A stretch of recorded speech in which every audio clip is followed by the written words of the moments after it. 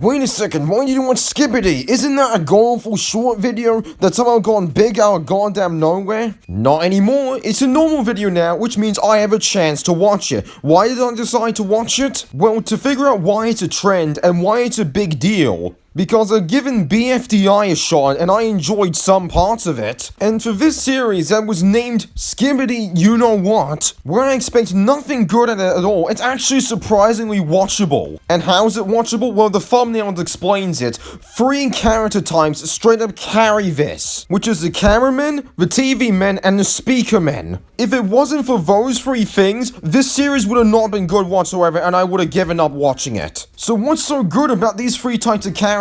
The first reason is how they communicate. The cameramen only communicate by putting their thumbs up and thumbs down. The TV men straight up communicates by speaking backwards. They had no reason to do this, but they actually made them speak backwards, which adds mystery and rewatchability for them. And that the TV man is the only one that shows emotion compared to the cameraman and the speaker man. And the speaker men communicate by using more of their body language or waving their hand.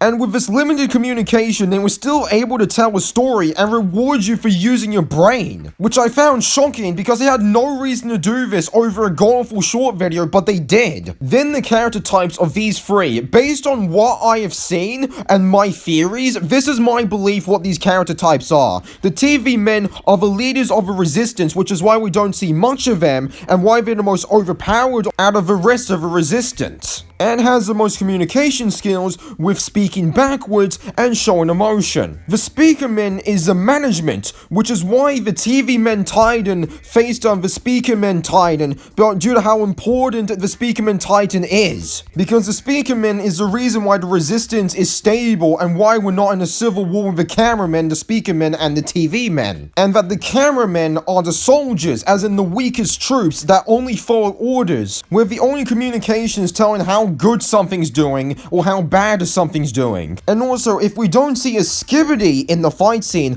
I can say that's like the best of the series. If they focus less on Skibidi, then it's literally the best parts of a goddamn series. So, any issues with it? Absolutely. The beginning of the series is gone awful. There is no fixing that whatsoever. It's just garbage short video. And Skibidi, as a villain, is terrible. There is no character for it whatsoever. The only reason why Skibidi is a villain is because everybody hates it, and that they need an excuse for a villain, and that they need someone to be evil for the sake of being evil, or the sake of being an antagonist. And surprisingly, this animation does not look bad whatsoever if it focuses on the TV men, the cameramen, and the speaker men. If it focuses on Skibidi, the design is god-awful. No matter how much they try to change the Skibidi design, it still looks god-awful, and it's way too try-hard to make it scary or something like that. Like, the only fix for this is just straight up make a new villain that has a character. And also the soundtrack. Where's the music? The only music you'll hear for this most of the time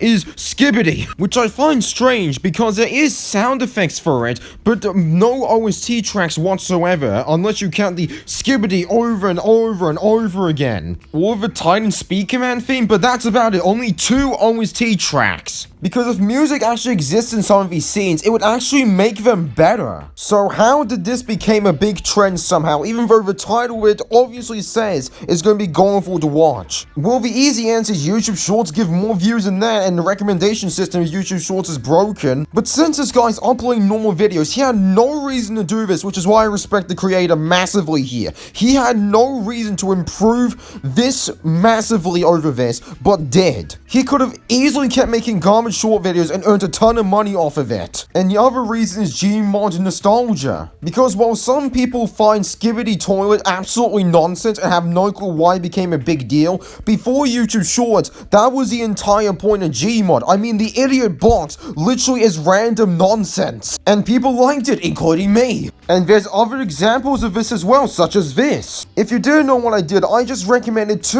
Gmod animation videos that are way damn better than Skibidi Toliet, because I didn't claim Skibidi Toliet's good. It is watchable. The last thing I can mention before I give this a number rating is, yes, obviously the community's gone awful. I mean, it gone popular over YouTube Shorts. What the hell did you expect? And I don't think these short creators deserve any attention whatsoever, because that's why they make such awful content for hate views. And since YouTube basically removed ad blockers, I do not want to give him attention because hate views can equal giving them money at some cases. So my number rating for this is a 5 out of 10. It's not good and it's not that bad. Because it doesn't aggravate me like some creator allowing a 10-year-old as a moderator, and it doesn't amaze me like how did they pull this off? How did they actually make this? It's just a series that should have focused more on the cameramen, TV men, and speaker men rather than the actual reason why it was so goddamn popular in the first place. Anyways, if you have questions, you could type it down in the comments section below. I'm fading out the video. I ran out of words what to say about this. But anyways, goodbye.